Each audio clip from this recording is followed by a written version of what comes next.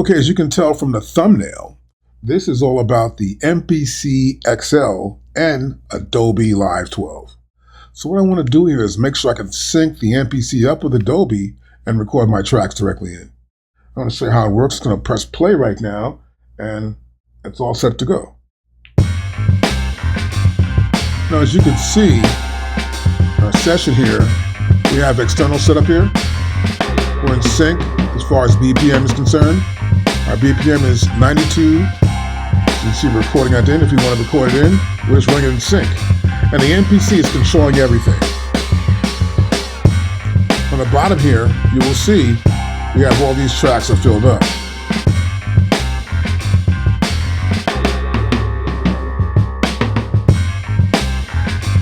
Okay, let's stop this. Let's show you how we got there, and we're also going to build a template. Now, as you can see here, under templates, I have a template for my MPC XL, also for an MPC Live 3. So having a template will help us a lot to get rid of all the problems you could possibly have when syncing up to record, and also to making sure that you're going to be in sync and you can just keep tracks going along without recording. Now here, as you can see, this is how Adobe's Ableton Live opens up, just like this. Here we have 2 MIDI tracks and 2 audio tracks. Now, what I want to do first of all is get my configuration correct. So to do this, I'm going to press the Mac command, then the comma, and I'm right here to settings. You can come here also up here to your menu at the top and just go to settings right there, whether on a Mac or a PC. So here, what I've done here is I've made sure I have my input and output selected. So let's go here to audio first. You can see this here. I'm using the core audio on the Mac. And then here also I'm using an audio input device. That device is the MPC XL. You see here it's 24 in, 24 out. I'm using Telestream capture, log in most of this audio. And then here also I have input config and output config. If I open up and click on input config, you'll see I have here mono inputs, 1 in pairs to 24, and stereo inputs, 1, 2, 3, 4 combination, 5, 6 combination, 7, 8 combination, up to 23, 24. Those are my inputs. I'll press OK. Make sure they're selected too right here, in orange right there. I'll press OK. Next, I want to see the output configuration. Configuration selected here is mono outputs 1 and 2, or stereo pair outputs 1 and 2. And both are selected, you can see, and we're going to here and select OK. So once that's selected, I know it's correct, and I can see that it recognizes the 24 in and out. I go here to it says link, comma, tempo plus MIDI. So in this section here, show, toggle on, stop, hide, follower tempos right there, of course. Channel 1 and 2, great. What we're doing here is setting up our MIDI to receive MIDI data. So we have our selection for control surface.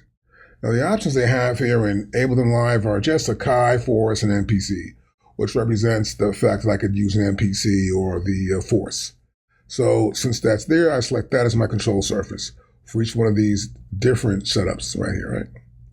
Now the first choice you'll have, or I have here in mind, is actually MPC XL, and that's USB-C, MIDI in 1. Then there's USB-C, MIDI in 2. Then there's the USB-C DAW, Digital Audio Workstation control. Below there we have the Akai Network DAW control, and below here we have the Akai Network MIDI. So that's 1, 2, 3, 4, 5, right? So I have all 5 selected here. We have the input for each one selected and the output for the top 2, right? And then I come back to here, you'll see that. Wait a minute, go right here, we'll see that again. Right, and this is the DAW control. And then here we have the networks going on right here and there. Input, output. Next. Below here, I'm going to use an input. I just want to do an input from a MPC XL. So I've got one selected here, this input right here selected, and that's the one I'm going to use. Next, below here, if I had outputs, I have all these selected, but I'm not going to do that because we can't really use I think it's Adobe Link. We can't do that right now with the MPC. They probably will configure it later on, but in the current version, it's not that way. Now, once that's set up that way, I will close this out, and now I want to build these tracks for my template. So I don't want a MIDI. I'll delete this MIDI track. I'll delete this MIDI track here. Good. And I got these tracks here, so I want to make sure these tracks are going to work for me. I got 2 mono tracks going on here. I need to get some more tracks. I'm going to go up to here, create tracks. So insert, let's create audio. Good. And this is a 3. I want to make sure this goes to 3. So configuration now to 24, we come to here, this is 3. I'll turn this on to here. And now I want to add another one. So I'll keep adding these up till I get what I want to have here. But what I will do too, if I get 4 like this, I will have these on like this. Then I may take them all, select this first one and the last one, and I'll copy these tracks. These 2 will say copy these 2. I'll say duplicate these 2. See duplicating? And duplicate again. So it's duplicating tracks along the rows here. And duplicate. That's like 10, right? So I want to make sure I have also these separate outputs. So this one is going to be 1, 2. That's 1, 2, this is 3, 4. There's 3. This is 4. This is 5. So every output or every channel I have for a sound on my pads or my MPC, I want to make sure I have a separate input for those going into Ableton Live. There's 7, next one's going to be 8, then 9, and then 10. And I keep adding these up, getting them all together. Once I do, I'm able to start getting ready to sync them and make sure they're going to work properly. Now what I want to do is configure my MPC XL, the outputs for Adobe Live 12. That's a pretty simple thing. I've got these pads. All these pads have samples on them. They play continuously somewhere within inside the sequence. So I want to make sure their outputs are going to go into Adobe. So I'm going to go to here on my MPC XL and press where it says mixer here. I'll tap that twice. And now I'm in my pad mixer. I want to go with this first pad here. If I hit a pad here, this mixer console in the front we see here inside the window will appear there. If I hit this one, I go there, this one here. Doesn't matter where I'm at.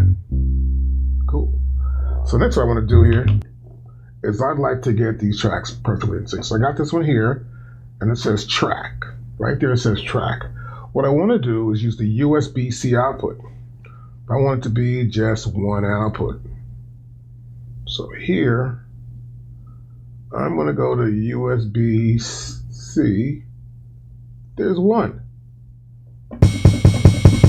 That's my kick drum. This one's closed off.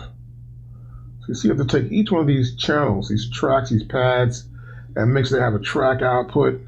And this is 2. This is going to be 3. USB 3 right there. This will be 4. And so on, as you can see. I'm just making sure these tracks are going to be configured properly to go into my system so I can trace back any problems. I want to make sure each track corresponds to the output.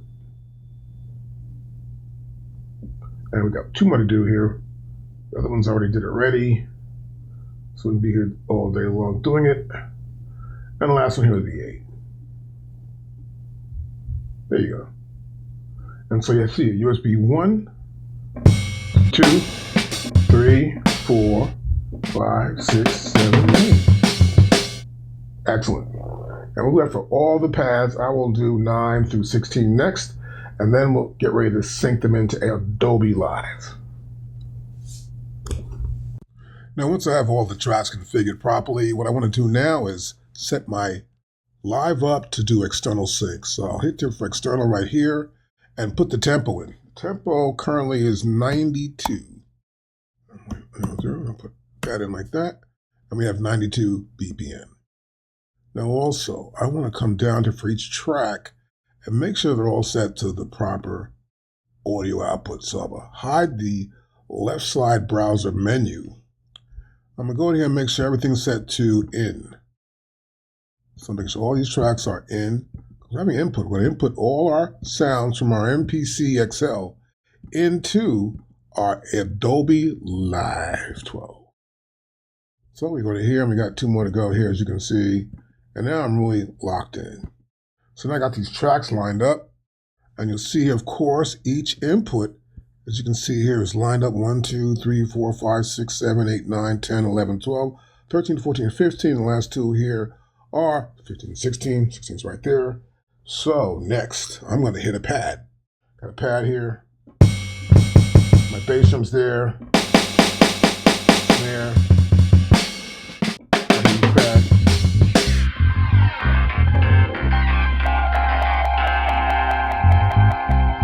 Perfect. Tap that stop button twice. So now I have all these sounds going in there. I want to make sure I can actually record them properly. So what I'm going to do here is make sure I can play it from here. I'm not going to play it from the Adobe. I'm going to play it from here, from the MPC, and press play start. Okay, you can see here at the very top that the bars are going along with the tempo. This is my tempo here, the BPM.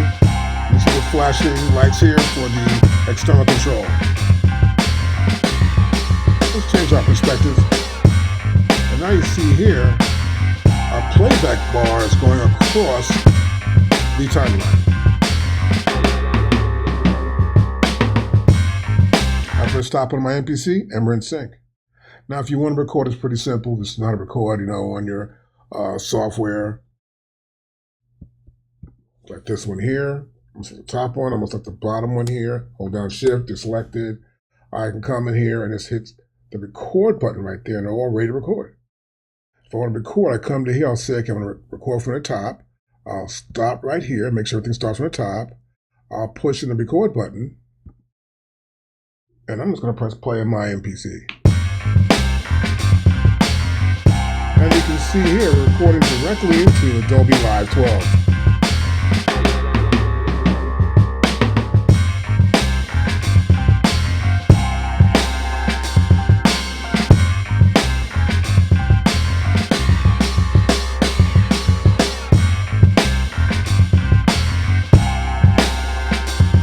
Pretty cool. Okay, I think I'll stop it right about here. I stop my MPC, and you see we have the tracks right there.